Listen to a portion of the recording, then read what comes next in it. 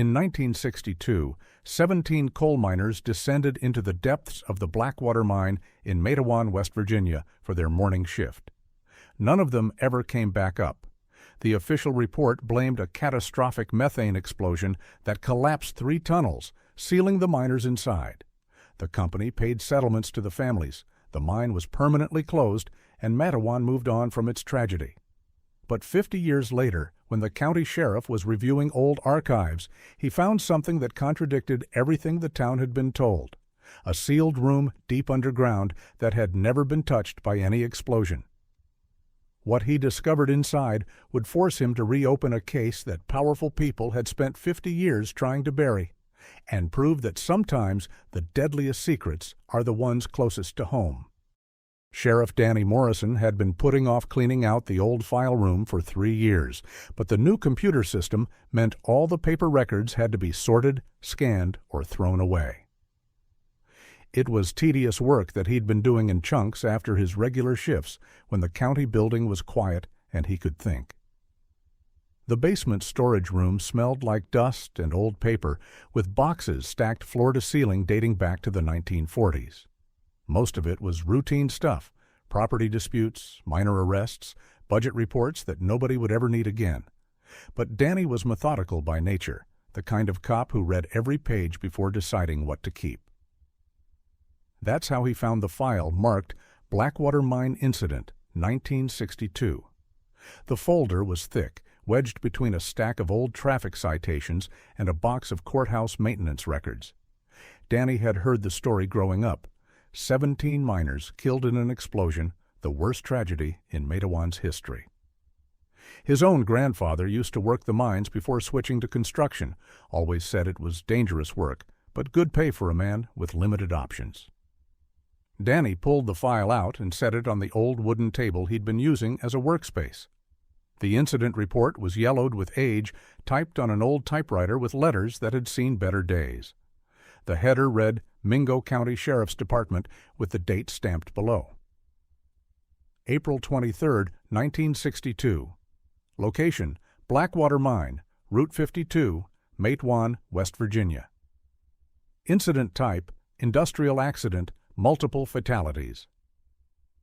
According to the report, at approximately 11:47 a.m., a methane gas explosion had occurred in the eastern section of the mine. 17 miners were underground when it happened. All were presumed dead due to tunnel collapse and rescue teams being unable to reach the affected areas. Then came the list that made Danny's blood run cold. 17 names, 17 men who never made it home that day, 17 families destroyed in a single morning. But one name on that list made him stop reading entirely. Morrison James Patrick, age 31, lead foreman. Morrison. His grandfather's name had been James Patrick Morrison. Danny felt something cold settle in his stomach. His grandfather had died when Danny was 12, but he'd always been told it was a heart attack. The family never talked about him working in the mines. Danny's father had always said his grandfather worked construction, built houses, stayed away from the dangerous underground work. But here was his grandfather's name, listed as the lead foreman of the crew that died in the Blackwater Mine explosion. Danny flipped through the rest of the file, looking for more details. There were photographs, black and white images of the mine entrance, rescue equipment, officials in suits talking to reporters. But what caught his attention was a handwritten note clipped to the back of the incident report. Investigation incomplete. Recommend further inquiry into company safety protocols and timeline of events. Several discrepancies noted in witness statements. Deputy R. Collins. Below that, in different handwriting, case closed by order of Sheriff Hawkins. No further investigation required. Danny stared at the note. Someone had wanted to investigate further, but had been told to stop. Why would a sheriff shut down an investigation into 17 deaths? He kept reading. The next document was a settlement agreement between Cumberland Coal Company and the families of the victims. Each family received $5,000, a significant amount in 1962, but not enough to compensate for losing a husband and father. What was strange was how quickly everything had been settled. The explosion happened on April 23rd. By May 15th, less than 3 weeks later, all the families had signed settlement agreements and the mine had been permanently sealed. Danny had investigated enough industrial accidents to know they usually took months or years to resolve, especially ones involving multiple fatalities. Companies fought payouts, insurance companies demanded extensive investigations, families hired lawyers and filed lawsuits. But the Blackwater Mine case had been wrapped up in less than a month. At the bottom of the file was a manila envelope marked Evidence, Property of Cumberland Coal Company. Inside were what looked like geological survey reports, pages covered with technical diagrams and mineral composition analyses that Danny couldn't understand. But one phrase kept appearing throughout the surveys. High-grade uranium ore deposits, estimated value $2.3 million per ton. Danny sat back in his chair, the pieces clicking together in his mind. In 1962, uranium was incredibly valuable. The Cold War was at its peak, nuclear weapons were being built as fast as possible, and uranium deposits were strategic resources. If the Blackwater Mine had contained uranium worth millions of dollars per ton, that changed everything about the explosion. It wasn't just an industrial accident, it was potentially a cover-up to hide valuable mineral deposits. Danny's radio crackled to life, making him jump. "Sheriff Morrison, you copy?" He keyed the mic. "Go ahead. Dispatch?" "Got a call from the State Mining Inspector's office. They want to schedule a meeting about some old mine safety records they need for a federal audit. Should I set something up?" Danny looked down at the file spread across the table, at his grandfather's name on the victim list, at the uranium surveys that had never been made public. "Tell them I'll call them back," he said. "I need to look into something first." As he hung up the radio, Danny made a decision. He was going to drive out to the old Blackwater Mine site and see what remained of the place where his grandfather had supposedly died 50 years ago. Because something about this file didn't add up. And if there was one thing Danny had learned in 15 years of police work, it was that when official stories moved too fast and settled too easily, there were usually secrets worth uncovering. He gathered up the files, locked them in his truck, and headed out onto Route 52. The Blackwater Mine was only 20 minutes from town, but Danny had never been there, never had a reason to visit the site of a 50-year-old tragedy.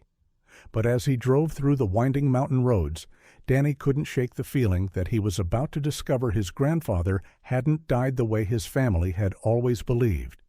And if he was right about that, then maybe 17 other families had been lied to as well. The question was, who had lied to them and what had they been trying to hide? The road to the Blackwater Mine had been abandoned almost as long as the mine itself. Danny's patrol car bounced over potholes and cracked asphalt that nature was slowly reclaiming, weeds growing through the gaps like green fingers trying to erase the past. The entrance gate hung open on rusted hinges, a faded sign still visible. Cumberland Coal Company, authorized personnel only. Below it, someone had spray-painted, "Danger! Keep out," in red letters that had bled down the metal like dried blood. Danny parked beside the gate and stepped out into the mountain silence. The air smelled of pine trees and old coal dust, with an underlying dampness that seemed to seep up from the earth itself. 50 years of weather had softened the industrial scars, but the bones of the operation were still visible. Concrete foundations where buildings had stood, rusted rail tracks that once carried coal cars, and in the distance, the dark mouth of the mine shaft sealed behind a wall of concrete and steel. He walked up the gravel road, his boots crunching on stones, mixed with coal fragments that still littered the ground. The deeper he went into the site, the more wrong everything felt. Danny had seen other abandoned mines during his time as sheriff, places that had been shut down due to declining coal prices or environmental regulations. Those sites looked like what they were, industrial operations that had simply stopped working. Equipment left where it fell, buildings stripped of valuable materials, gradual decay setting in over years or decades. But the Blackwater Mine looked different. It looked like it had been abandoned in a hurry.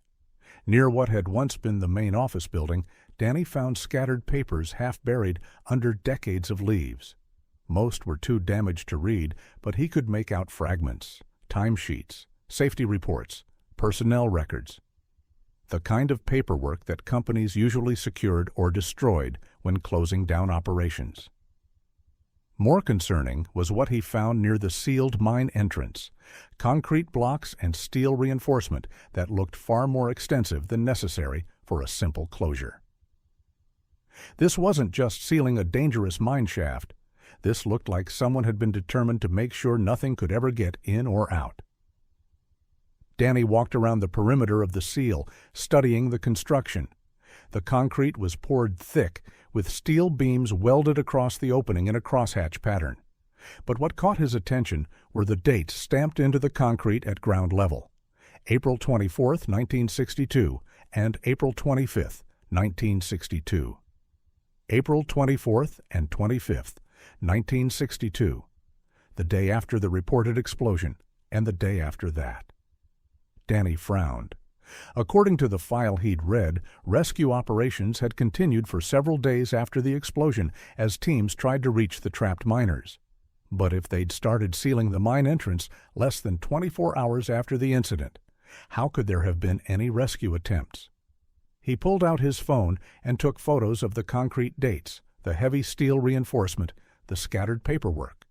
Then he walked back toward his patrol car, making a mental list of the questions that were piling up. Why had the mine been sealed so quickly? Why had the sheriff's department been ordered to stop investigating? Why had his family never told him his grandfather died in the mine explosion? And most importantly, what had been so valuable about this particular mine that someone was willing to kill 17 men to get it? Danny was halfway back to his car when he saw the man watching him from the tree line.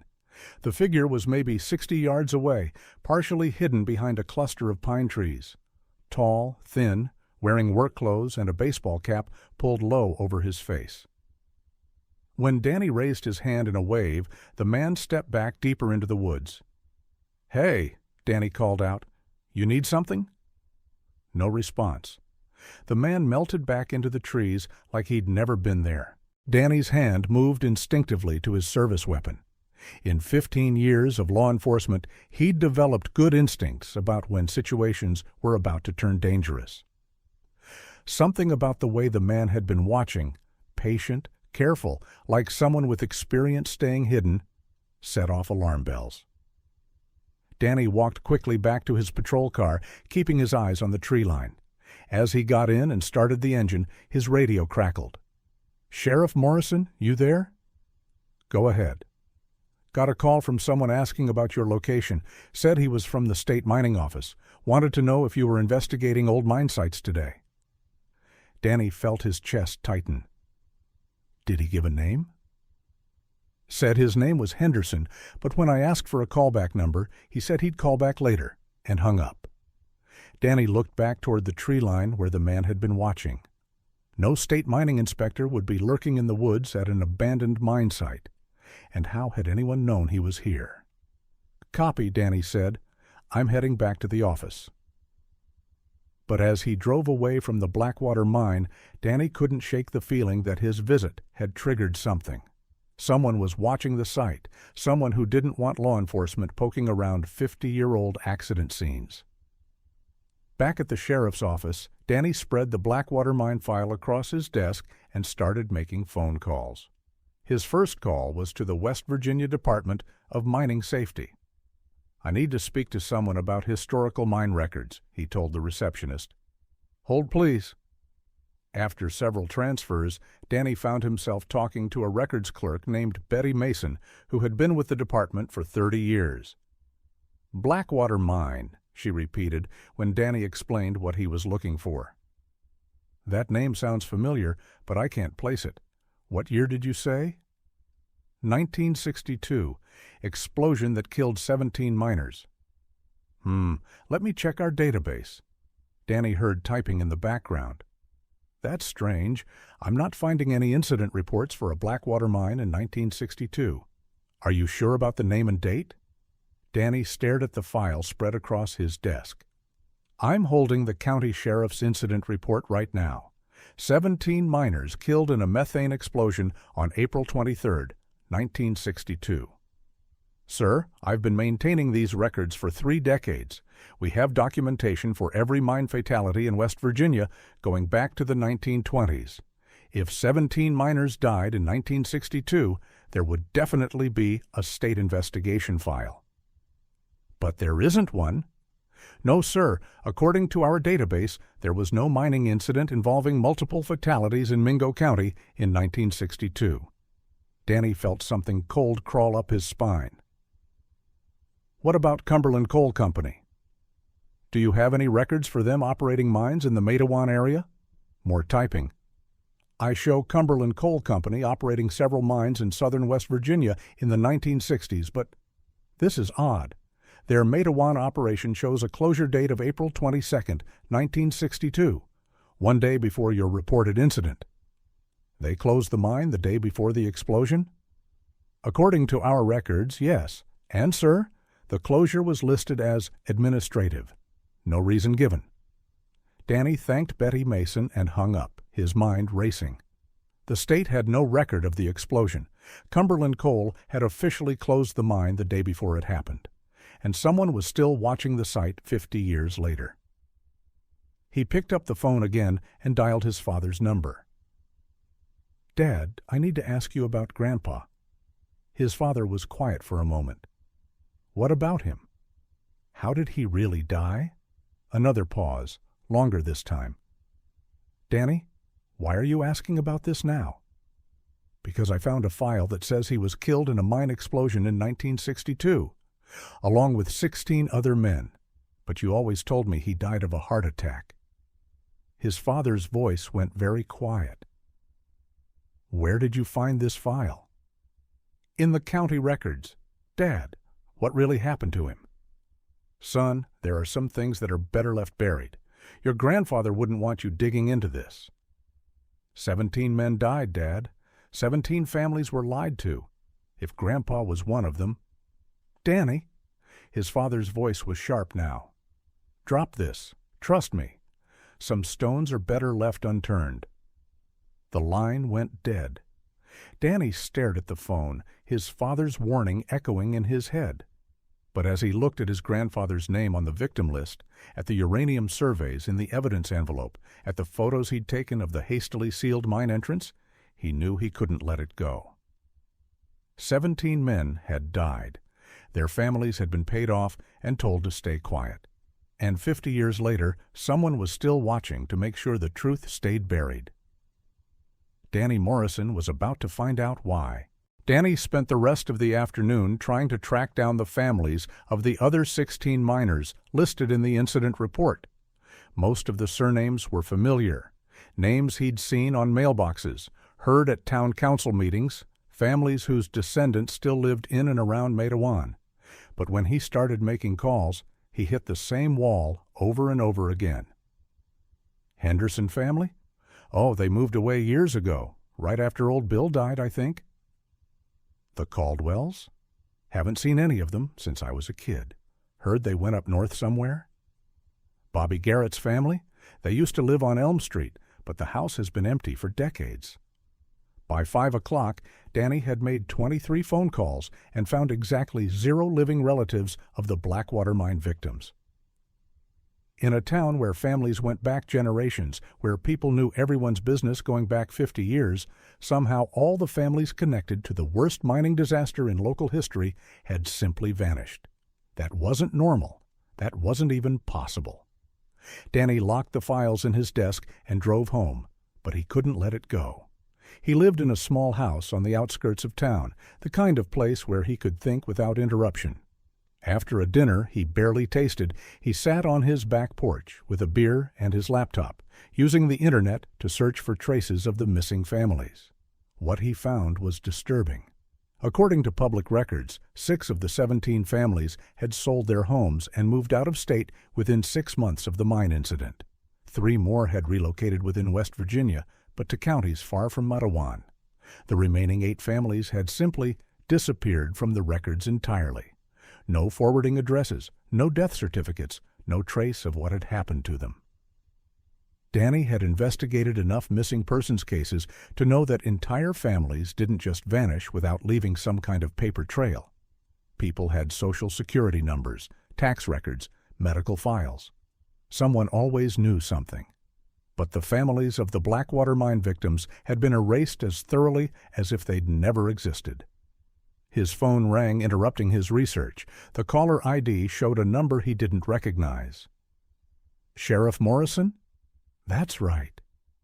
My name is Carl Hutchins. I heard you've been asking questions about the old mine incident. Danny sat up straighter. Who told you that? Word travels fast in a small town, Sheriff. I was wondering if we could meet and talk. There are some things you should know before you dig too deep into this. What kind of things? The kind that got a lot of good people hurt back in 1962. The kind that could still get people hurt today. Danny felt his pulse quicken. Are you threatening me, Mr. Hutchins? No, sir. I'm trying to warn you. There's a difference. Where do you want to meet? You know the old diner on Route 119, about 10 miles north of town? I'll be there at 8 o'clock. Come alone, and don't tell anyone where you're going. The line went dead before Danny could respond. Danny stared at his phone, every instinct telling him this was a bad idea. Meeting unknown contacts in isolated locations was exactly the kind of thing that got law enforcement officers killed. But Carl Hutchins had information about the mine incident, and Danny needed answers more than he needed safety. He holstered his service weapon, grabbed his truck keys, and headed out into the mountain darkness.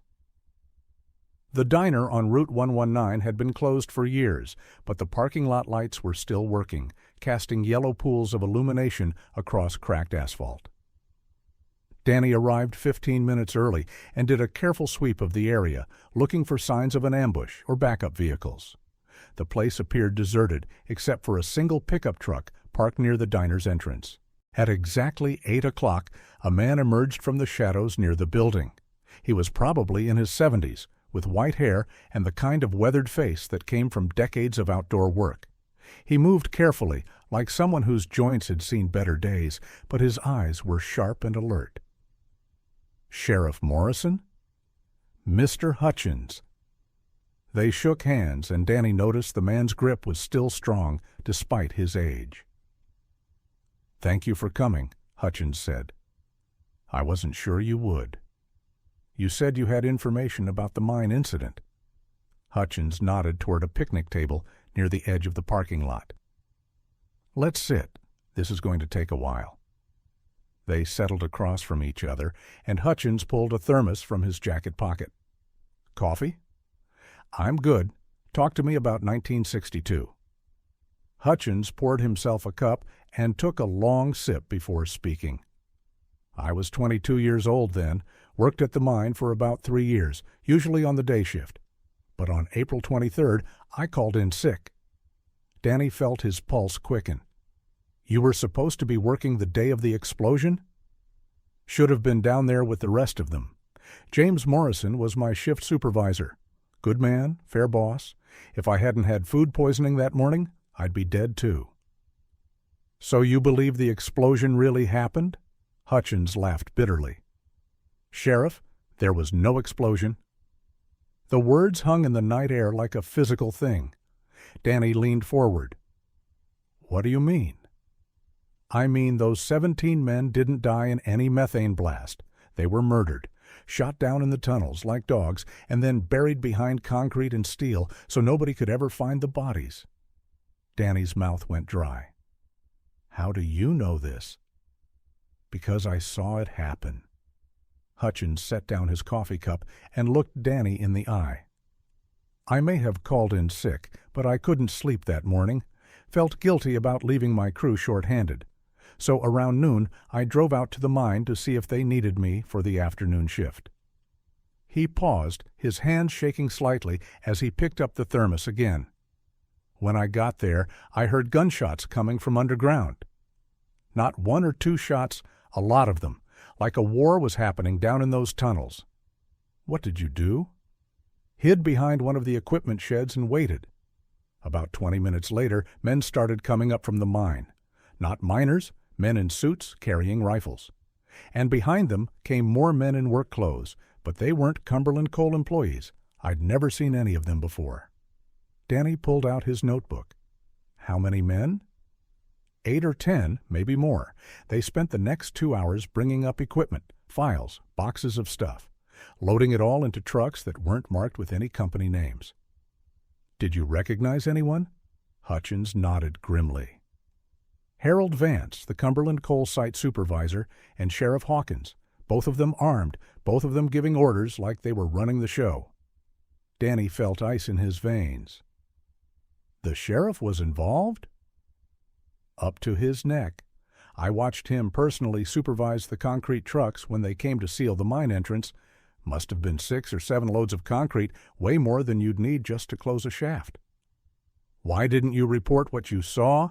Hutchins laughed, but there was no humor in it. To who? The sheriff's department? Harold Vance owned half the county commissioners. And sheriff, you have to understand, this was 1962. The Cold War was hot, the government had all kinds of black projects running, and people who asked too many questions had a way of disappearing. Danny studied the old man's face in the parking lot lights. But you're telling me now? Because I'm 73 years old, and I've been carrying this secret for 50 years. Because those 17 men had families who deserved to know the truth. And because, Hutchins hesitated, because what? Because they're still out there, Sheriff. The people who ordered those killings. Maybe not the same individuals, but the same organizations, the same interests. And if you keep digging into this, they're going to come for you the same way they came for anyone else who got too close to the truth. Danny leaned back, his mind reeling. Mr. Hutchins, if what you're telling me is true, we're talking about mass murder and a conspiracy involving local law enforcement and federal agencies. That's exactly what I'm telling you. Why should I believe you? Hutchins reached into his jacket and pulled out a small metal object, setting it on the picnic table between them. It was a brass shell casing, tarnished with age, but still clearly marked with caliber and manufacturer information. I picked this up outside the mine entrance that day, Hutchins said. Figured someday someone might need proof that those men were shot, not killed in any explosion. Danny picked up the shell casing, turning it over in his hands. It was .306 caliber, military issue, the kind of ammunition used in government-issued rifles. There's something else, Hutchins said, something that might help you understand why they were willing to kill 17 men to keep it secret. He pulled out a folded piece of paper, yellow with age. I managed to grab this from one of the boxes they were loading into the trucks. Geological Survey Report. Danny unfolded the paper and read by the light of his phone. The document was technical, full of mining terminology he didn't understand, but one section was circled in red ink. High-grade uranium ore.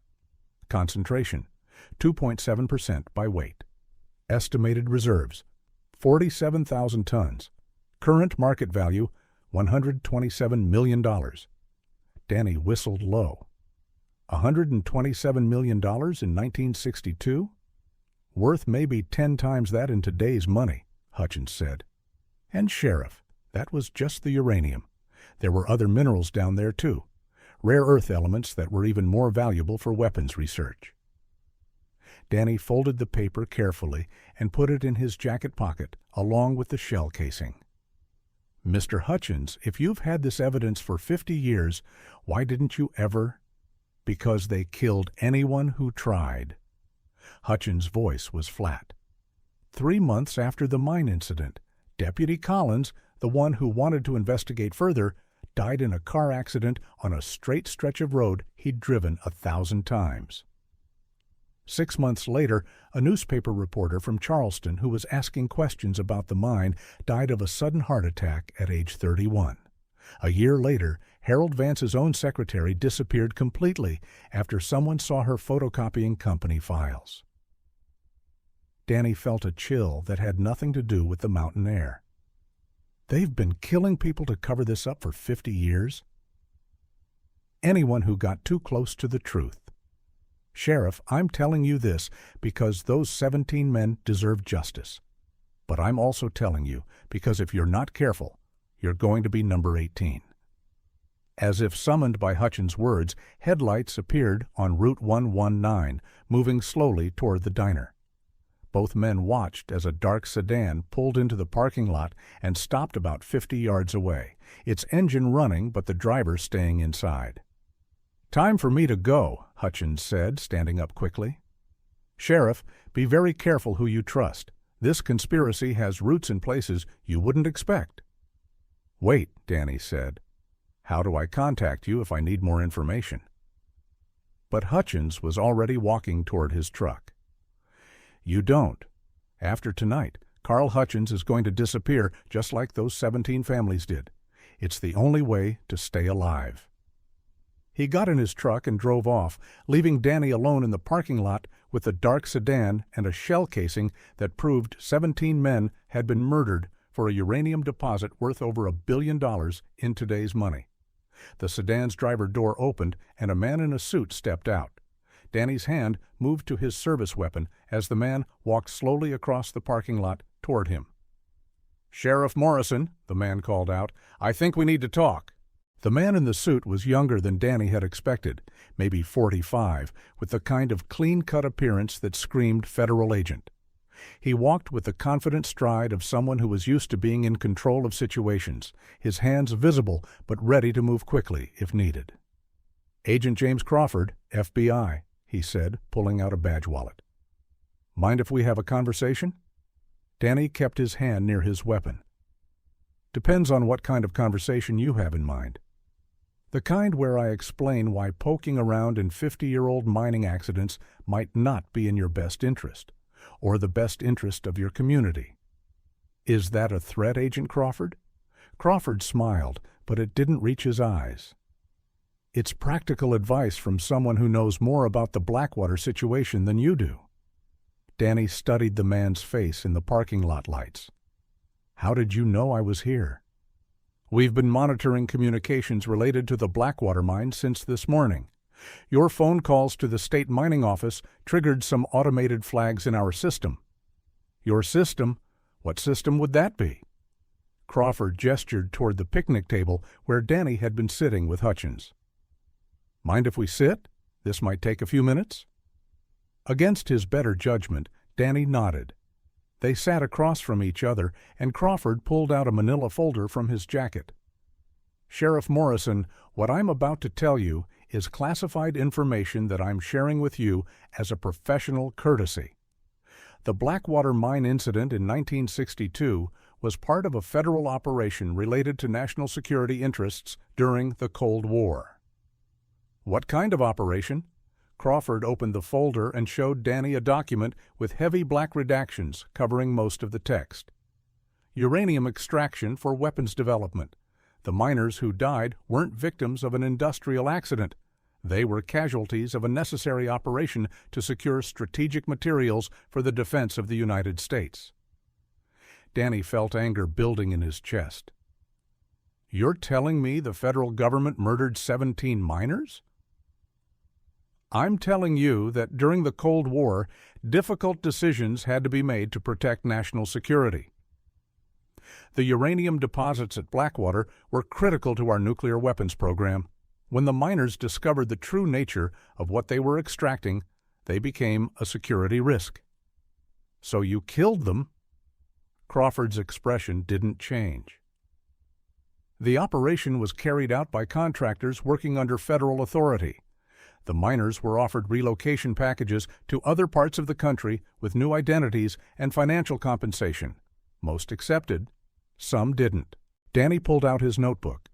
"Carl Hutchins said he saw men with rifles coming up from the mine. He said he heard gunshots." Crawford closed the folder.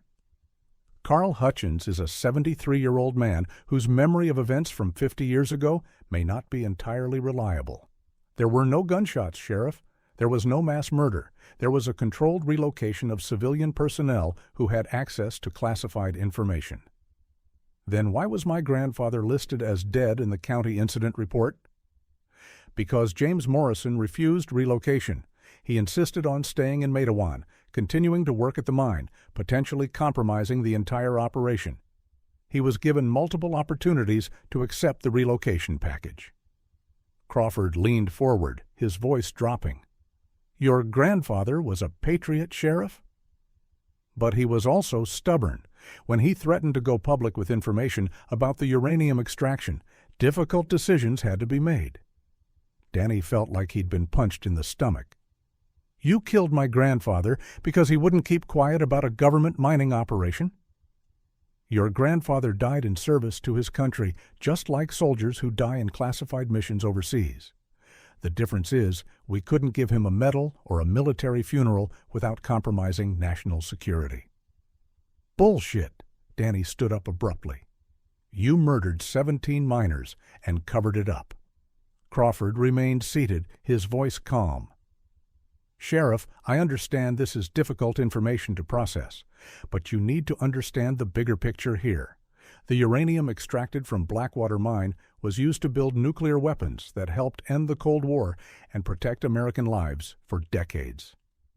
By killing American citizens, by making hard choices in difficult times." Crawford stood up and closed his folder. "The same kinds of hard choices that are still being made today to protect national security." Danny felt a chill that had nothing to do with the mountain air. "Is that why you're here? To make sure I make the right choice?" "I'm here to offer you the same opportunity your grandfather was given. Walk away from this investigation and your family stays safe. Your career continues uninterrupted. Life goes on as normal." "And if I don't walk away?" Crawford smiled again, and this time there was something predatory in his expression. "Sheriff, you're investigating the deaths of 17 men who supposedly died 50 years ago. If something were to happen to you during that investigation, an accident at an abandoned mine site, maybe a structural collapse in an old tunnel, it would be a tragic but understandable occupational hazard." Danny's hand moved to his service weapon. "Now that definitely sounds like a threat." "It's a reality check," Crawford said. "The people who ordered the Blackwater operation are still alive, still in positions of power, still making decisions about national security. They've spent 50 years protecting this secret, and they're not going to let a small-town sheriff expose it now."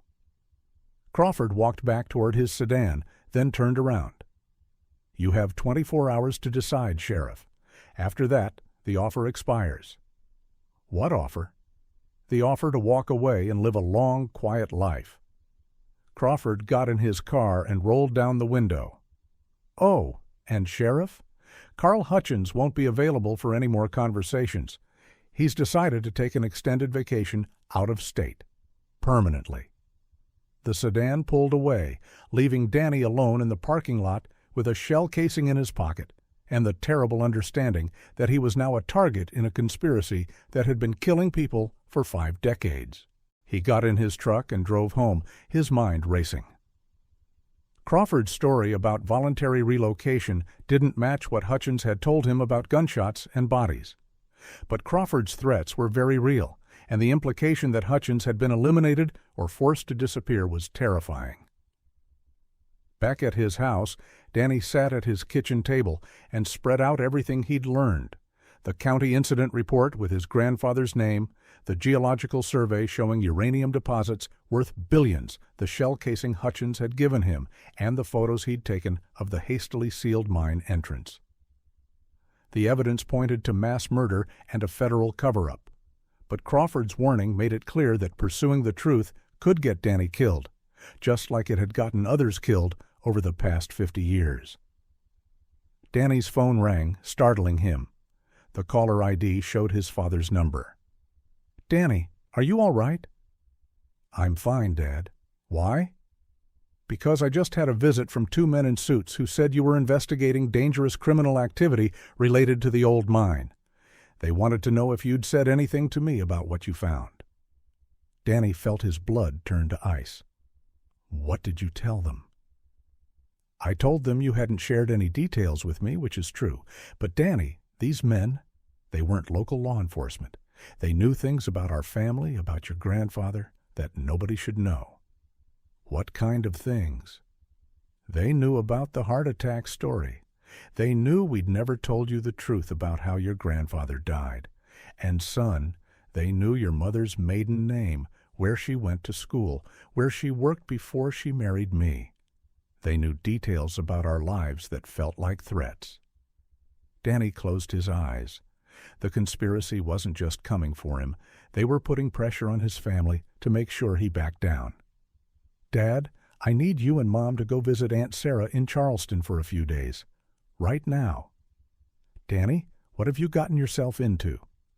I found out what really happened to Grandpa, and now the people who killed him are threatening anyone who might help me expose the truth. His father was quiet for a long moment. Son, your grandfather tried to do the right thing 50 years ago. It got him killed. Don't make the same mistake. Maybe it's time someone finished what Grandpa started. Danny, please, think about your family. Think about the people in this town who depend on you. Is digging up 50-year-old secrets worth risking all of that? Danny looked at the evidence spread across his kitchen table, at his grandfather's name on the victim list, at the shell casing that proved 17 men had been murdered for uranium deposits. Yeah, Dad, I think it is. After hanging up, Danny made two decisions. First, he was going to find a way to get into the sealed Blackwater Mine and document what was really down there. Second, he was going to find out if any of the 17 miners had actually survived the 1962 incident and been forced into hiding like Carl Hutchins claimed. Because Agent Crawford had made one mistake during their conversation.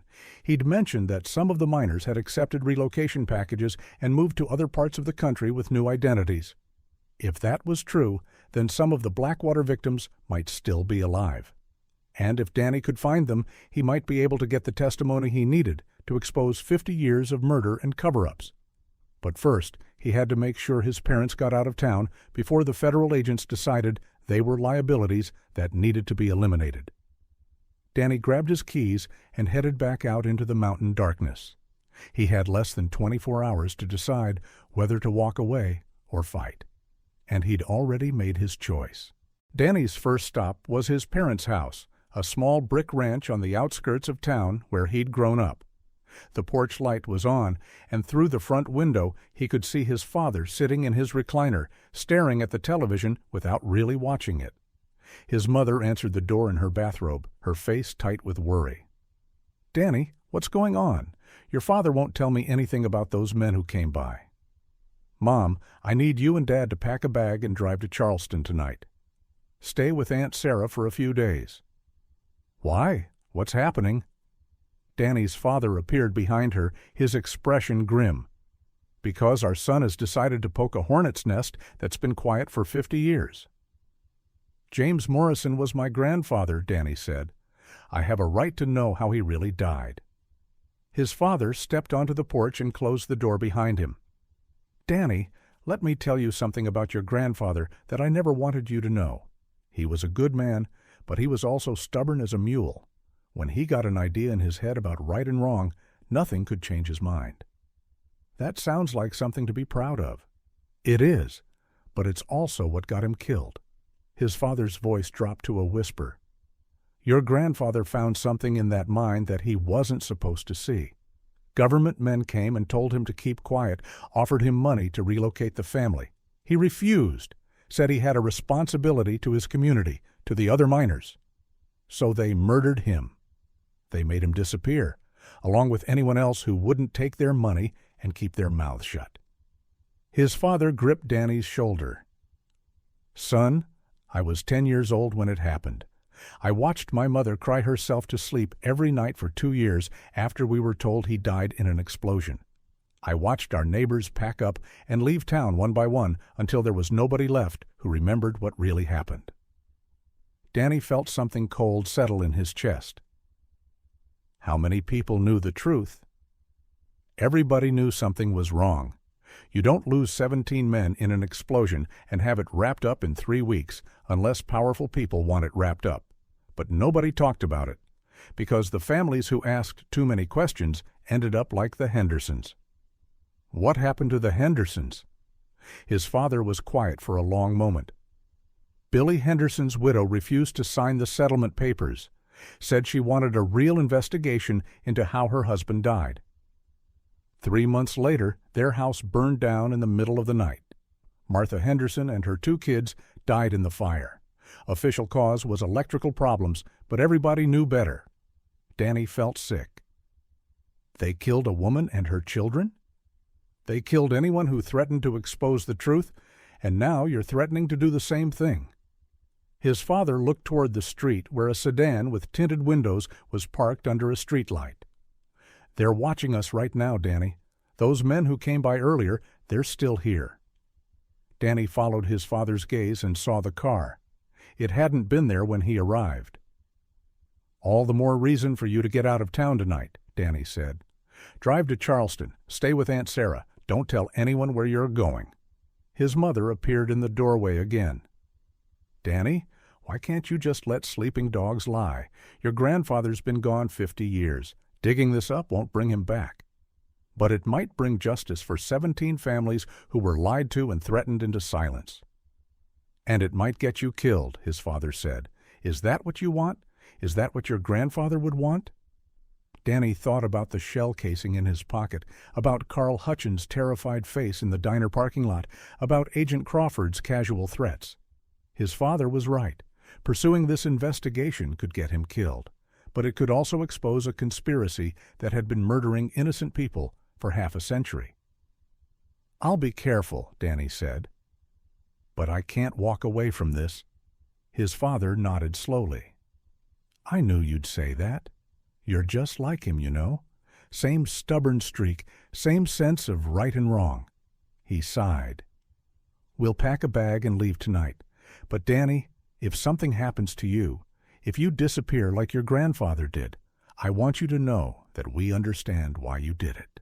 Danny hugged both his parents, knowing it might be the last time he saw them. As he walked back to his truck, he noticed the sedan's engine start up.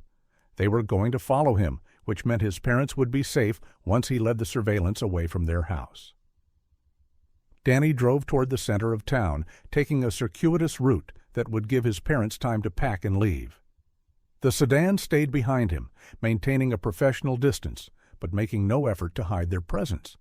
They wanted him to know he was being watched.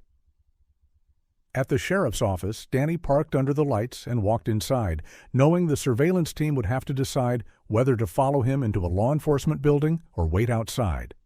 They chose to wait. Danny went to his desk and opened the locked drawer where he'd stored the Blackwater Mine files. Everything was still there, but something felt different. The papers were stacked slightly differently than he'd left them, and there was a faint smell of cologne in the air that hadn't been there before. Someone had been through his desk. Danny gathered up the files and his laptop, then walked to the back exit of the building. His patrol car was parked in the rear lot, away from the street where the surveillance team was waiting. If he was lucky, he could get a few hours' head start before they realized he'd slipped away. But first, he needed to make a stop that might get him the breakthrough he needed. 20 minutes later, Danny pulled up in front of a small house on the edge of Matewan's industrial district. The address had taken him an hour of searching through property records, but he'd finally found what he was looking for, the current address of Ruth Morrison, his grandfather's sister. Aunt Ruth was 86 years old and lived alone in a house filled with 50 years of accumulated memories. She answered the door in a housecoat, her white hair in curlers, squinting at him through thick glasses. "Danny, what are you doing here at this hour?" "Aunt Ruth, I need to ask you about Grandpa James." Her expression changed immediately, wariness replacing confusion. "What about him?" "I found the real file about how he died. I know about the mine, about the uranium, about what really happened to those 17 men." Ruth Morrison looked past Danny toward the street, checking for surveillance, then pulled him inside and locked the door behind him. "You shouldn't be here," she said. "They're probably watching." "Who's watching?" "The same people who've been watching our family for 50 years. The same people who made sure nobody ever talked about what really happened at Blackwater." Ruth led him to the kitchen and put on a pot of coffee, her hands shaking slightly as she worked. "Danny, there are things about your grandfather that your father doesn't know. Things I promised never to tell anyone." "What kind of things?" Ruth sat down across from him at the kitchen table. "Your grandfather didn't just refuse to take their money and keep quiet. He was documenting everything that happened at that mine.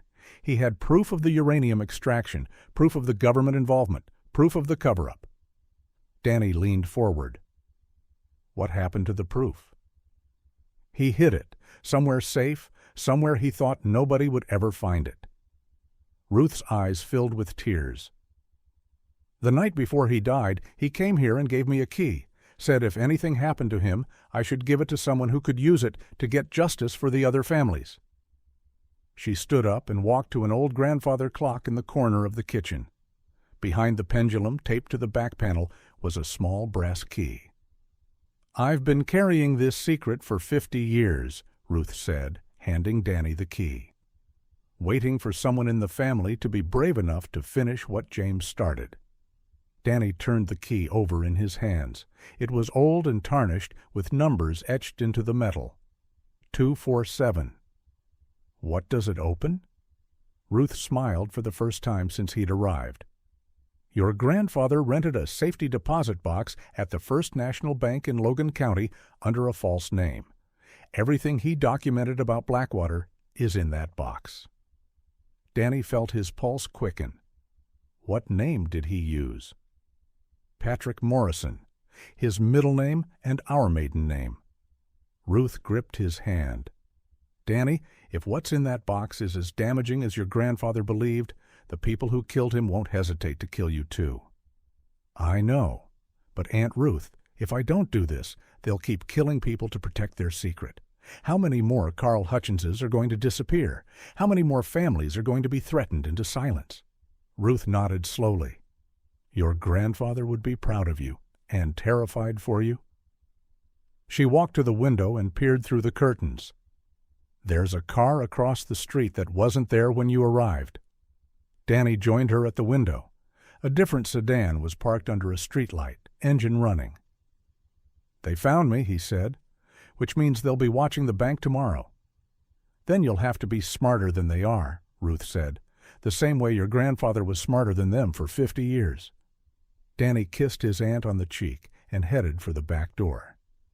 "If anyone asks, I was never here."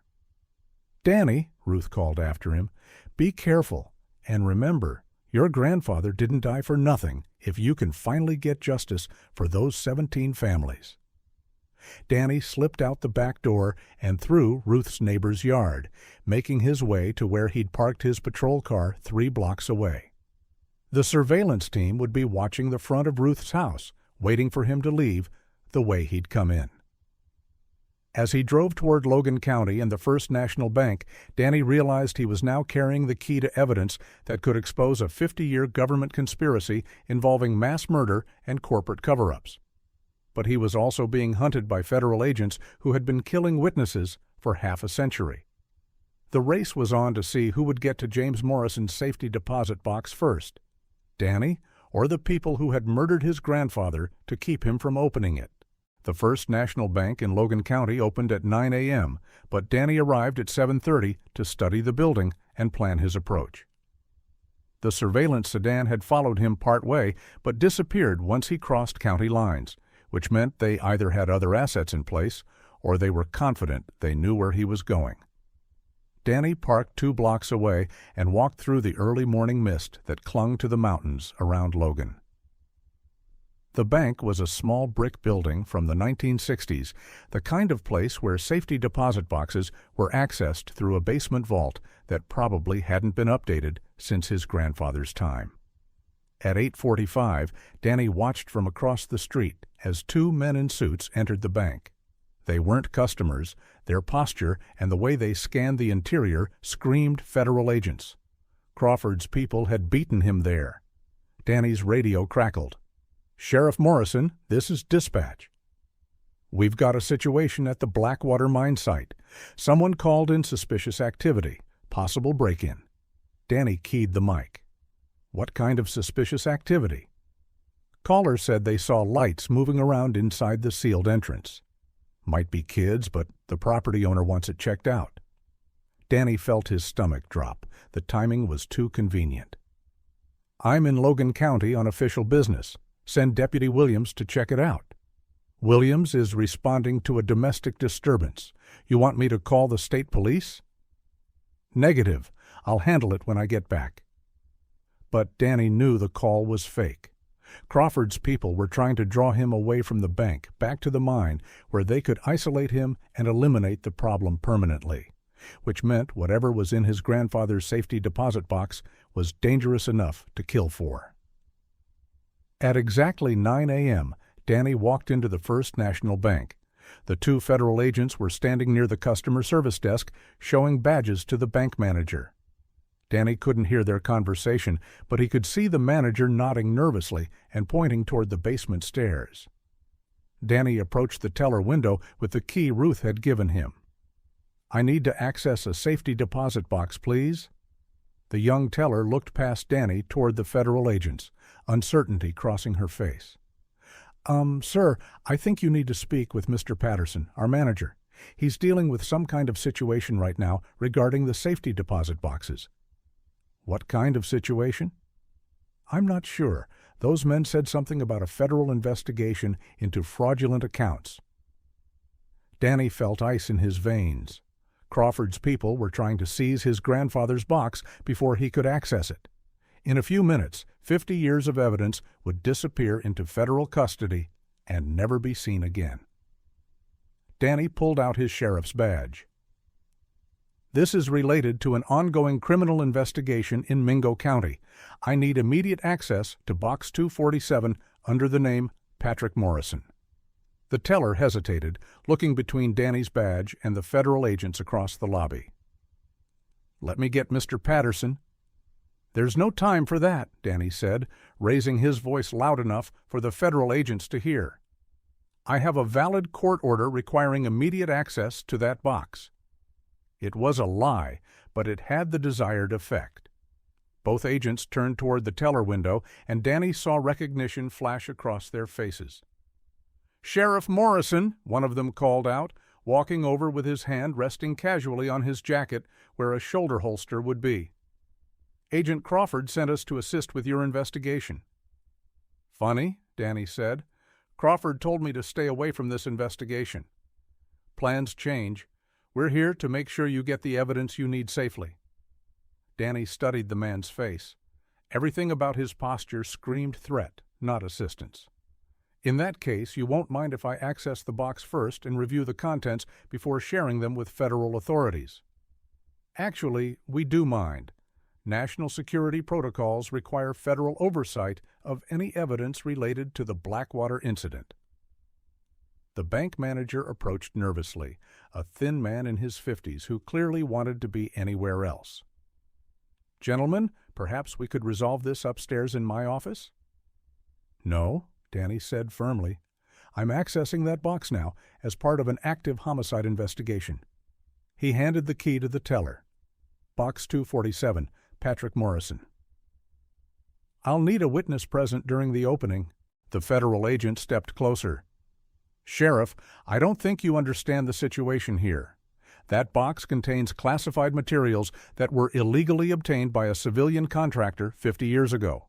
We're here to secure those materials for national security purposes.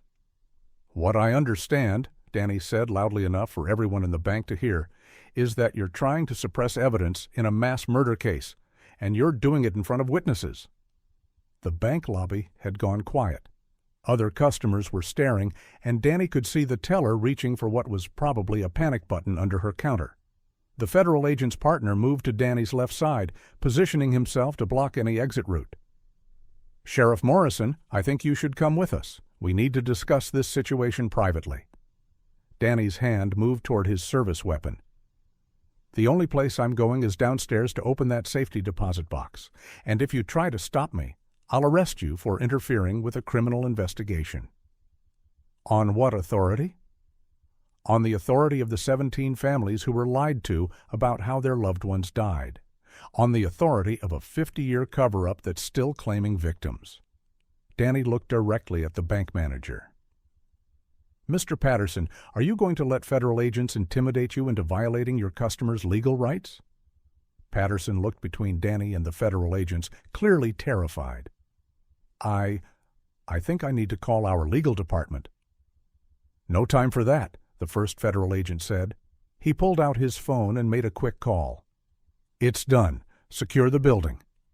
Danny heard the front door of the bank lock electronically. Through the windows, he could see more agents taking positions outside. "Sheriff Morrison," the agent said, "you're under federal detention for interfering with a national security operation. You'll be released once we've secured the classified materials."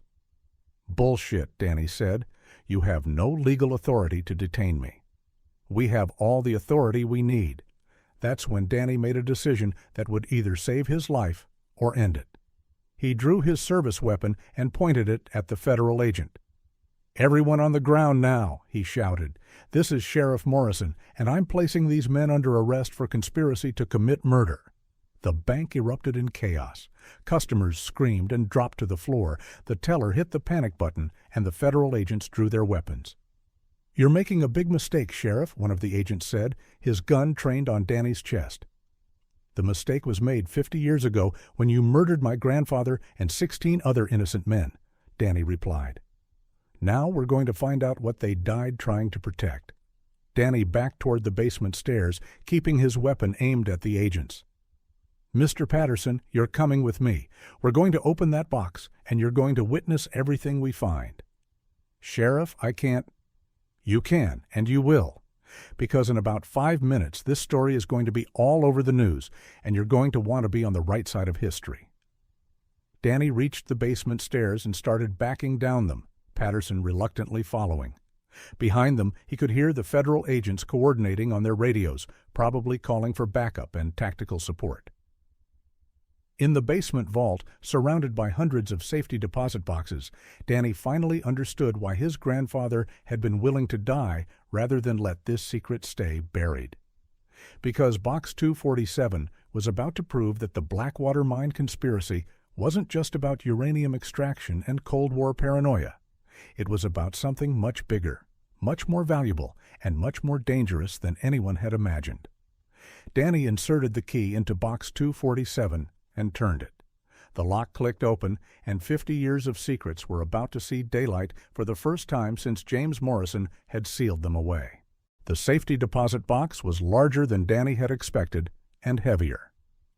Patterson helped him carry it to the examination table in the center of the vault, both men's hands shaking as they set it down. From upstairs, Danny could hear the federal agents coordinating their response, their voices echoing down the stairwell. They were probably sealing the building and calling for tactical backup, but Danny had maybe 10 minutes before they decided to storm the basement vault. "Mr. Patterson," Danny said, "I need you to document everything we find in this box. Take photos with your phone, make notes, whatever you can do. If something happens to me, this evidence needs to get to the media." Patterson nodded nervously and pulled out his phone. Danny lifted the lid of the safety deposit box and felt his breath catch in his throat. The box was filled with documents, photographs, and what appeared to be geological samples wrapped in cloth bags. But on top of everything was a letter addressed to whoever finds this in his grandfather's handwriting. Danny unfolded the letter carefully and read aloud. "If you're reading this, it means I'm dead, and the people responsible for the Blackwater Mine murders are still covering up their crimes. My name is James Patrick Morrison, and I was the lead foreman at Blackwater Mine when 17 good men were killed on April 23, 1962. What I'm about to tell you will sound impossible, but every word is documented in this box. The Blackwater Mine wasn't just extracting uranium for nuclear weapons. We found something else down there, something that the government and private contractors have been killing people to hide for 50 years. We found rare earth elements in concentrations that shouldn't exist in nature, elements that are essential for advanced electronics, satellite communications, and weapon systems that wouldn't be invented for decades. Someone knew those elements were there before we did. Danny looked up at Patterson, who was recording everything with his phone. "Keep going," Patterson whispered. Danny continued reading. On April 20th, 1962, 3 days before the murders, government scientists arrived at the mine with equipment I'd never seen before. They took core samples from the deepest tunnels and confirmed what they already suspected. The Blackwater Mine contained enough rare earth elements to supply the entire U.S. military for decades. But here's what they didn't expect. We miners had been talking to each other about the strange rocks we'd been finding. Some of us had taken samples home to show our families. A few had even taken samples to geology professors at the state university. When the government men realized we'd been collecting samples, they panicked. They couldn't let civilian scientists analyze elements that were supposedly secret for national security reasons. So they decided to eliminate all witnesses. Danny felt sick as he continued reading. They offered us relocation packages first. New identities, government jobs in other states, enough money to set up our families anywhere we wanted.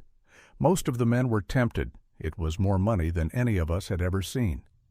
But I knew something was wrong. If the government was willing to pay 17 families to disappear, whatever was in that mine was worth far more than they were telling us. So I started documenting everything. I hid core samples, photographed the mining equipment, copied geological surveys, and recorded conversations with the government scientists. Everything is in this box, along with proof that the methane explosion was actually a coordinated execution carried out by federal contractors. Danny's hands were shaking as he reached the final paragraph.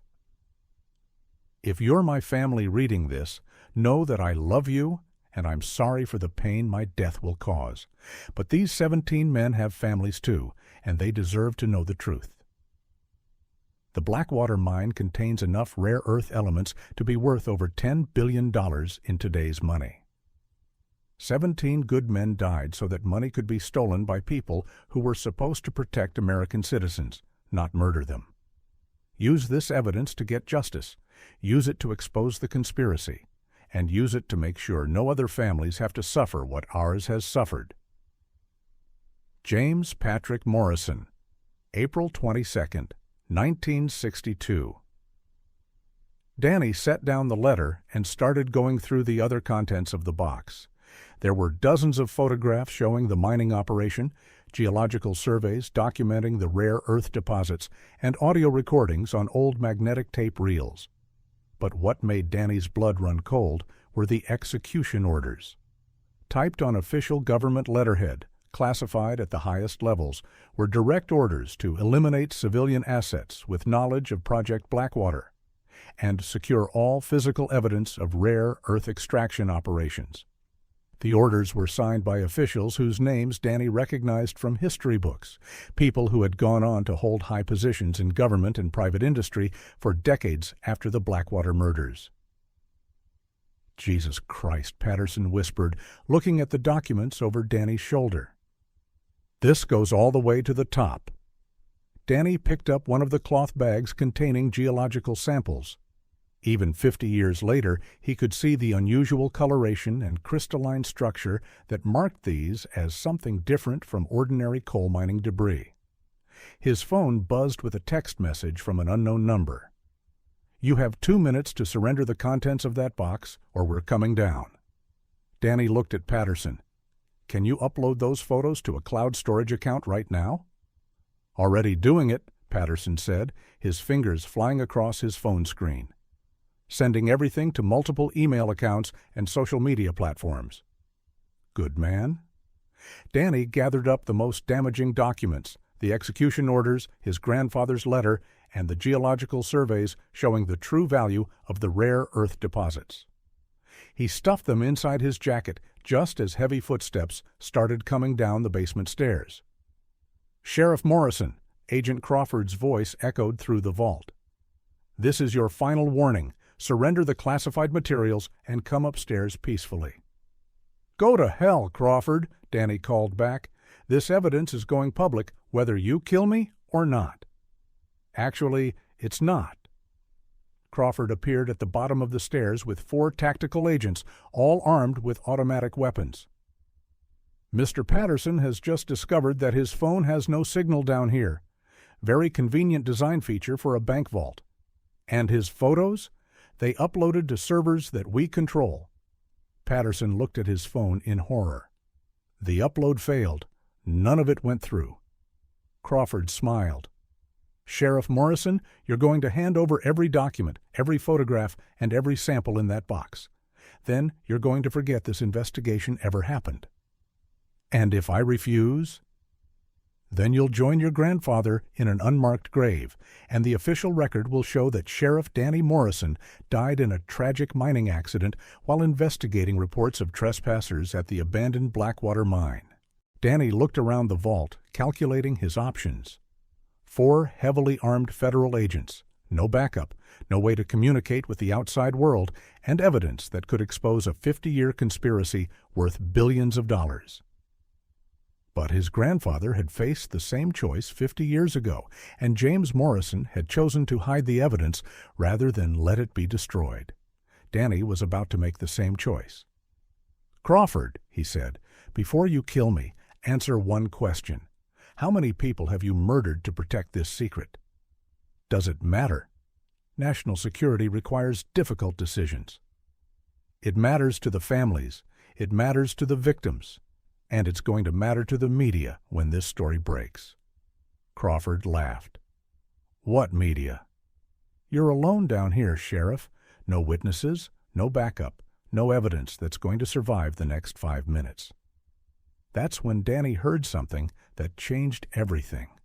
Sirens, multiple vehicles, getting closer. Crawford's confidence flickered. "What did you do?" Danny smiled. "I called the state police before I came in, told them I was investigating federal agents who were interfering with a homicide investigation, gave them the address, and told them if they didn't hear from me in 30 minutes, they should assume I was in federal custody." It was a lie, but Crawford didn't know that. The sirens were getting louder, and Danny could see doubt creeping into the federal agents' faces.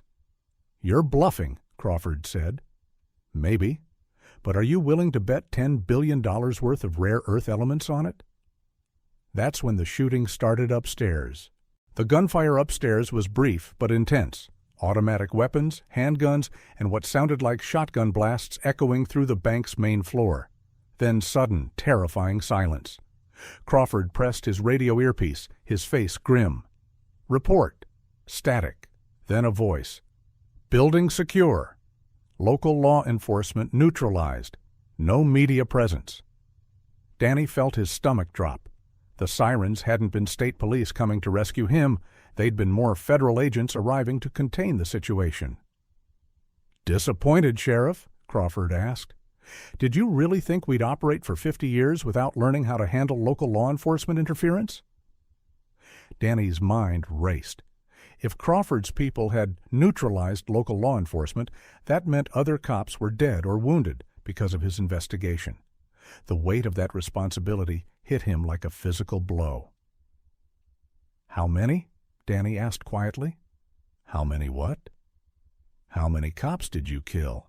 Crawford shrugged. "Does it matter?" "They were casualties in a national security operation, just like you're about to be." Danny looked at Patterson, who had gone pale and was backing toward the far wall of the vault. The bank manager clearly understood that he was about to become another casualty in a conspiracy that had been claiming victims for half a century. "Mr. Patterson," Danny said, "I'm sorry you got involved in this." "So am I," Crawford said. "But witnesses are liabilities, and we don't leave liabilities behind." That's when Danny noticed something Crawford hadn't seen. Patterson's phone was still recording. The upload might have failed, but the local recording was still running, capturing everything Crawford had just said about killing law enforcement officers. Danny needed to buy time and get more evidence on that recording. "Crawford, before you kill us, satisfy my curiosity about something. How long has this operation been running? Just since 1962? Crawford checked his watch impatiently. "Sheriff, we don't have time for—" "Humor a dead man. The rare earth elements in Blackwater? When did the government first know they were there?" Crawford smiled, apparently enjoying the opportunity to explain his organization's success. "We've known about unusual mineral deposits in Appalachia since the 1940s. What we didn't know was exactly how valuable they would become for electronics and weapons systems." "So you've been murdering miners for 80 years?" "We've been protecting strategic resources for 80 years. The Blackwater incident was just one operation in a much larger program." Danny felt sick. How many other mines? Dozens, across multiple states, whenever civilian miners discovered resources that were classified for national security purposes. We implemented containment protocols. Containment protocols? Is that what you call mass murder? Crawford's expression hardened. "I call it protecting American interests against foreign adversaries who would use those resources against us." Danny looked around the vault, his eyes settling on the cloth bags containing his grandfather's geological samples. If Crawford was telling the truth about dozens of other operations, then the Blackwater conspiracy was just the tip of the iceberg. "The families who disappeared," Danny said, "the ones who took relocation packages. What really happened to them?" "Some of them accepted new identities and government jobs, as promised. They're living comfortable lives under federal protection." "And the ones who didn't accept?" Crawford's silence was answer enough. Danny's radio crackled unexpectedly. "Sheriff Morrison, this is Deputy Williams. I'm at the Blackwater Mine site investigating reports of suspicious activity. I found something you need to see immediately." Crawford grabbed for Danny's radio, but Danny was faster. He keyed the mic before Crawford could stop him. "Williams, whatever you found, document it and get it to the state police immediately. Federal agents are trying to cover up a mass murder from 1962. "Sheriff, what are you talking about? I'm looking at fresh excavation equipment here. Someone's been digging into the sealed mine entrance." Crawford went white. "That's impossible. The site is under surveillance." But Danny understood what was happening. "Williams, how fresh is the excavation?" "Looks like it happened within the last few hours. Sheriff, there's something else. I found an elderly man hiding in the woods near the mine. Says his name is Carl Hutchins, and he needs to talk to you immediately." Crawford's tactical team exchanged glances. Their surveillance hadn't been as complete as they'd thought. "Williams," Danny said quickly before Crawford could stop him, "Hutchins is a witness to the 1962 murders. He has evidence. Get him to safety and contact the FBI immediately." "Sheriff, there's no need for—" Crawford started to say. "Not your FBI," Danny interrupted, still keying the radio. "Contact the FBI field office in Charleston and tell them federal agents are impersonating law enforcement officers in Logan County. Tell them Sheriff Morrison is being held against his will by people claiming to be Agent Crawford's team." Crawford grabbed the radio and smashed it against the concrete wall. "That was a mistake, Sheriff. Now we'll have to kill your deputy, too." But the damage was done. Williams had heard everything, and if Carl Hutchins was really alive and at the mine site, that meant the conspiracy had lost control of a key witness. Crawford pulled out his phone and made a call. "We have a problem. The Hutchins asset wasn't neutralized as reported. He's at the mine site with a county deputy. Dispatch a cleanup team immediately." Danny's heart sank. More people were going to die because of his investigation. "You know what the real tragedy is, Sheriff?" Crawford said, putting away his phone. "Your grandfather actually succeeded in hiding evidence that could have exposed this operation 50 years ago. If you'd just left it alone, those 17 families might have gotten justice eventually. But now, because of your interference, we'll have to expand the cover-up and eliminate additional witnesses. Including me. Including you. Including Mr. Patterson. Including your deputy. Including Mr. Hutchins." Crawford nodded to his tactical team. "And, unfortunately, including your parents, who received classified information during your investigation." Danny's blood turned to ice. "My parents don't know anything." "They know enough. Federal agents visited them. They heard you discussing classified matters. They could become problems in the future. That's when Danny made a decision that would either save innocent lives or get everyone killed. He grabbed one of the geological sample bags from his grandfather's safety deposit box and threw it as hard as he could at the nearest light fixture. The vault plunged into darkness just as Danny dove behind a row of safety deposit boxes, pulling Patterson with him. Gunfire erupted in the confined space, muzzle flashes strobing like lightning as Crawford's tactical team tried to locate their targets in the dark. But Danny had one advantage. He knew exactly where the circuit breaker panel was located because he'd noticed it when they first entered the vault. In 15 seconds, he was going to find out if 50 years of planning and murder could be undone by a small-town sheriff with his grandfather's evidence and a whole lot of luck. The question was whether he'd live long enough to get that evidence to the outside world. Danny crawled through the darkness toward where he remembered seeing the circuit breaker panel, dragging Patterson behind him. The tactical team's flashlight beams cut through the vault like searchlights, and Danny could hear Crawford coordinating their movements in harsh whispers. Thermal imaging shows 2 heat signatures behind the east wall of boxes, one of the agents reported. Moving to flank. Danny reached the circuit panel and felt along the wall until his fingers found the metal box. He yanked it open and started flipping breakers, hoping to kill power to the entire building and maybe trigger some kind of alarm system. The vault went completely dark as even the emergency lighting died. "Building power is down," Crawford's voice echoed in the blackness. "Switch to night vision and end this." But Danny had bought himself maybe 30 seconds, and he used them to grab Patterson and move toward the vault's rear wall, where he'd noticed a service door marked "Authorized Personnel Only." Behind them, he could hear the tactical team moving with military precision, their night vision equipment giving them a huge advantage in the darkness. Danny found the service door and tried the handle. Locked.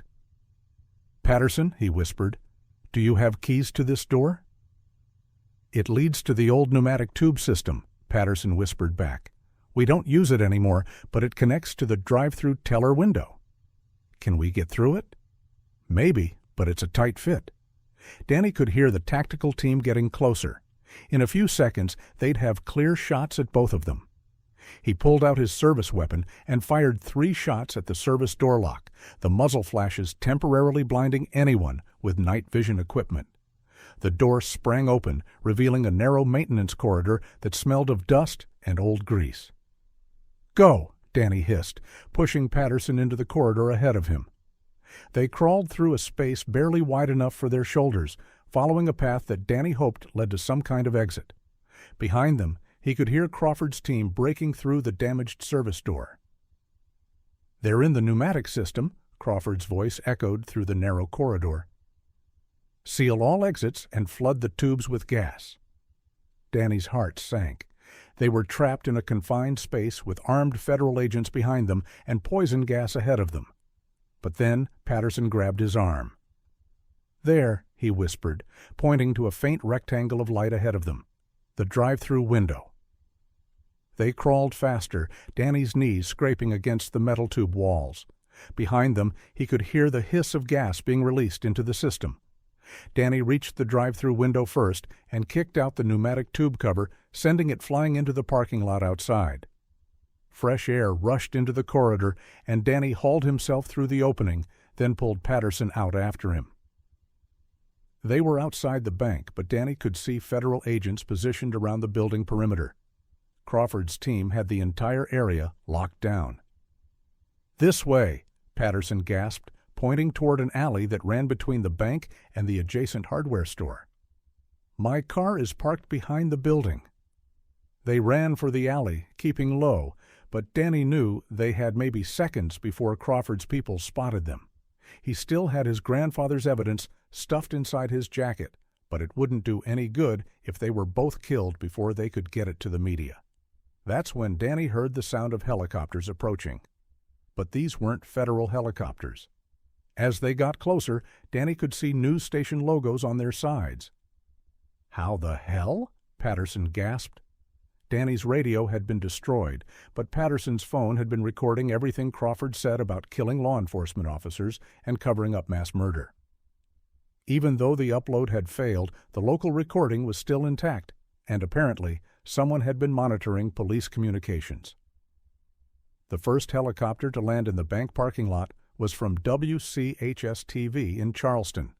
A news crew jumped out and started filming everything: the federal agents, the sealed bank building, and Danny Morrison emerging from an alley with evidence of a 50-year conspiracy. "Sheriff Morrison," a reporter called out. "Channel 8 News. We received reports of federal agents shooting at local law enforcement. Can you comment?" Crawford appeared at the bank entrance, his face twisted with rage. But with news cameras rolling and helicopters circling overhead, he couldn't simply execute Danny and Patterson in broad daylight. "Those men are federal fugitives," Crawford shouted to the news crew. "They're in possession of stolen classified materials." "What classified materials?" the reporter shouted back. "What's this about a mining conspiracy?" Danny realized this was his chance. With live television cameras rolling, Crawford couldn't stop him from telling the truth. "My name is Sheriff Danny Morrison of Mingo County," he called out, pulling his grandfather's letter from his jacket. "I have evidence that federal agents murdered 17 coal miners in 1962 to cover up the theft of rare earth elements worth over $10 billion. The news crew surged forward, cameras focused on Danny as he held up the documents. "This letter was written by my grandfather, James Patrick Morrison, the night before he was murdered by federal contractors. It documents a conspiracy involving the illegal extraction of strategic minerals and the systematic elimination of civilian witnesses." Crawford was shouting into his radio, probably calling for backup or air support, but it was too late. The story was already going live on television. More helicopters were arriving, state police, additional news crews, and what looked like genuine FBI agents responding to reports of rogue federal operatives. Danny's phone, which he'd somehow managed to keep during the escape from the bank vault, suddenly rang. The caller ID showed Deputy Williams. "Sheriff, are you all right? I'm watching you on the news right now." "Williams, where are you?" "Still at the Blackwater Mine with Carl Hutchins. Sheriff, you need to know. We opened the sealed mine entrance. There are bodies down there. 17 bodies, still in their work clothes, all with gunshot wounds." Danny felt vindication and horror in equal measure. "Are you recording everything?" "Video, photos, everything. But Sheriff, there's something else. Hutchins says there are documents hidden in the mine that prove this conspiracy goes way beyond Blackwater. He says there are dozens of other sites, hundreds of other victims." Danny looked at Crawford, who was now surrounded by state police officers and reporters. The federal agent's career was over, but the conspiracy he represented was much larger than one operation. "Williams, secure that crime scene and don't let anyone near it except state police investigators. And get Hutchins somewhere safe. These people have been killing witnesses for 50 years. "Already done, Sheriff. State police are en route, and I've got Hutchins in protective custody." Danny hung up and turned to face the news cameras again. With the world watching, he was going to expose every detail of the Blackwater Mine conspiracy and challenge the federal government to explain 50 years of murder and cover-ups. But as he began reading his grandfather's letter aloud on live television, Danny knew this was just the beginning. Crawford had mentioned dozens of other mining operations, hundreds of other victims, and a conspiracy that reached the highest levels of government. The Blackwater Mine murders were about to become the thread that unraveled one of the longest-running cover-ups in American history. And somewhere in Washington, D.C., very powerful people were probably making decisions about how to contain the damage before it destroyed careers, corporations, and government agencies that had been built on 50 years of stolen resources and murdered witnesses. The question was whether Danny Morrison would live long enough to see justice for his grandfather and the 16 other men who had died trying to protect the truth. 6 months after the Blackwater Mine story broke, Danny Morrison stood at the entrance to what had once been a sealed tomb and was now the most extensively investigated crime scene in West Virginia history. The FBI had recovered the remains of 16 miners from the depths of the mine. His grandfather's body was never found, leading investigators to believe James Morrison had been buried elsewhere after his murder. Each victim showed evidence of execution-style gunshot wounds, exactly as Carl Hutchins had described, witnessing 50 years earlier. But the bodies were just the beginning of what they found. Hidden in a reinforced chamber deep within the mine were boxes of documents that James Morrison had secreted away before his death. Contracts between government agencies and private mining companies, lists of other containment operations across Appalachia, and geological surveys identifying billions of dollars worth of rare earth elements that had been extracted under the cover of national security. The paper trail led to mining operations in Kentucky, Pennsylvania, Virginia, and Tennessee, where similar accidents had eliminated civilian witnesses to classified extraction programs. In total, investigators identified over 300 miners and their family members who had been murdered or disappeared over 8 decades of covert resource operations. Danny walked through the mine's main tunnel, now lit with industrial lighting and swarming with forensic investigators, journalists, and congressional staff members preparing for hearings that would expose the full scope of the conspiracy. Carl Hutchins had become the star witness in what media outlets were calling the Blackwater hearings. His testimony about witnessing the 1962 murders had corroborated every detail in James Morrison's hidden documents, and his 50 years of careful observation had helped investigators identify other surviving witnesses who had been living in hiding across the country. Sheriff Morrison? Danny turned to see Congressman Michael Torres, chairman of the House committee investigating the mining conspiracy. Torres had flown in from Washington to personally examine the crime scene. "Congressman," Danny said, shaking the man's hand, "thank you for coming." "Thank you for having the courage to expose this," Torres replied. "Do you realize what you've uncovered here? This isn't just about mining operations. The rare earth elements stolen from sites like Blackwater have been the foundation of American electronics and weapons technology for decades. Cell phones, satellites, guided missiles, all of it built on resources that were literally stolen at gunpoint from American communities." Danny nodded grimly. "And paid for with American lives." They walked deeper into the mine, past evidence markers where investigators had found bullet casings, personal belongings, and the makeshift barricades the miners had built in their final desperate attempt to defend themselves. "What's the status of the prosecutions?" Danny asked. Torres's expression darkened. "Mixed results. Agent Crawford and his immediate team are facing federal murder charges, but some of the higher-level officials have claimed immunity based on national security classifications. We're fighting those claims in court, but it's going to be a long battle." "And the mining companies?" "That's where we're having more success. Cumberland Coal Company, which is now part of a major international corporation, is facing wrongful death lawsuits from the families of all 17 Blackwater victims. The rare earth elements extracted from this site alone are worth an estimated $12 billion in today's market. The families are going to be compensated, finally." Danny stopped at the spot where investigators believed his grandfather had made his final stand. Someone had left flowers there. Fresh daisies that looked like they'd been placed recently. "The other mining sites," Danny said. "How many families are we talking about?"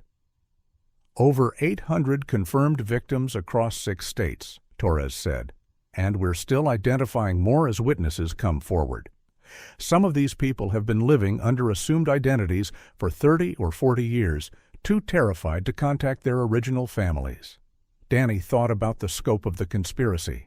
Decades of systematic murder, entire communities destroyed, families torn apart, all to steal natural resources that belong to the American people. "Congressman, what guarantees do we have that this won't happen again?" Torres pulled out a thick folder from his briefcase. This is legislation we're introducing next month, the James Morrison Transparency Act. It will require congressional oversight of all federal resource extraction operations, mandate public disclosure of geological surveys on federal lands, and establish protection programs for civilian witnesses to government operations. Named after my grandfather? Named after all of them, Torres said. James Morrison, Carl Hutchins, and every person who had the courage to preserve evidence and tell the truth despite threats to their lives. They emerged from the mine into the afternoon sunlight, where Danny could see tourists and journalists still gathering to document the site where one of America's longest-running conspiracies had finally been exposed. His phone buzzed with a text message from his father. Watching the congressional hearings on C-SPAN, your grandfather would be proud. Danny smiled. His parents had returned from Charleston after Crawford's arrest, and the Federal Protection Program had relocated them to a secure location while the investigation continued. But the daily threats and surveillance were over. The conspiracy had been too thoroughly exposed to continue operating in the shadows. Sheriff Morrison? A young woman approached them, notebook in hand. I'm Jennifer Walsh from the Washington Post.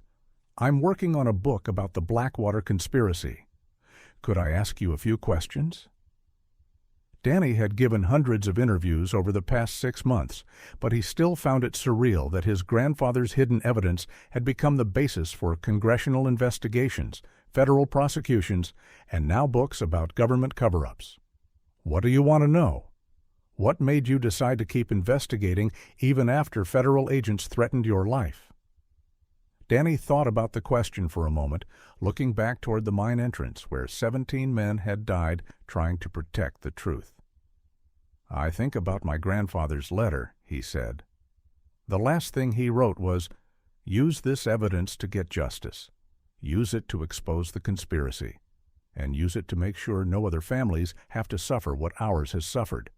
That's not just advice, that's a responsibility that got passed down through 50 years of secrecy. And now those 17 families finally know the truth about how their loved ones died. Now the people responsible are facing justice, and now we have protections in place to make sure government agencies can't murder American citizens to steal their natural resources. Jennifer Walsh scribbled notes furiously. Do you think justice has been served? Danny considered the question. Crawford and his team were facing life sentences. The mining companies were paying billions in reparations. Congress was investigating the full scope of the conspiracy and implementing oversight reforms. But 17 men were still dead. Hundreds of other victims would never see justice. And some of the highest-level officials responsible for ordering the murders had escaped prosecution by claiming national security immunity. Justice is being served, Danny said finally. But it's not complete. It may never be complete. The best we can do is make sure the truth is known and prevent it from happening again. As the reporter walked away, Danny's radio crackled with a call from dispatch. Sheriff Morrison, we've got a situation developing at the county courthouse. Large crowd gathering for the memorial service. Danny smiled. Today was the dedication of the James Morrison Memorial, honoring all 17 victims of the Blackwater Mine murders. Families from across the country were gathering to remember loved ones who had been missing for 50 years, finally able to mourn properly and celebrate their courage. On my way, Danny replied. As he drove back toward Matewan, Danny reflected on everything that had changed since he'd found that file in the county archives. The town had become a pilgrimage site for people interested in government accountability and corporate transparency. Property values had increased as historians and journalists moved to the area to research the conspiracy. Most importantly, families that had been scattered and traumatized for decades were finally reconnecting and healing. At the courthouse, Danny found hundreds of people gathered around a simple granite memorial that listed the names of all 17 Blackwater victims. But what moved him most was seeing Carl Hutchins standing beside the memorial, no longer in hiding, finally able to honor the men he'd watched die 50 years ago. "Sheriff," Hutchins said as Danny approached, "thank you for finishing what your grandfather started. Thank you for preserving the evidence that made it possible." They stood together in silence for a moment, reading the names carved into the granite. James Patrick Morrison was listed first, identified as lead foreman and truth keeper. Danny's phone buzzed with another message, this one from a number he didn't recognize. "Sheriff Morrison, my name is Patricia Collins. My father was Deputy R. Collins, who tried to investigate the Blackwater murders in 1962. I have documents my father hid before he was killed in that car accident. I think you'll want to see them." Danny stared at the message, realizing that even 6 months after exposing the Blackwater conspiracy, there were still secrets waiting to be uncovered, still witnesses ready to come forward, still evidence hidden away by people who had refused to let the truth die with them. The fight for justice would continue. But today, 17 miners who had died trying to protect their community were finally being honored for their courage. And James Patrick Morrison's grandson was carrying on the family tradition of refusing to let powerful people bury the truth. Danny looked up at the memorial one more time, then walked toward his patrol car to respond to Patricia Collins's message. After 50 years, the Blackwater Mine conspiracy was over. But somewhere in America, there were probably other mines, other victims, and other secrets that needed a small-town sheriff with his grandfather's sense of justice to bring them into the light. Danny Morrison was ready for whatever came next.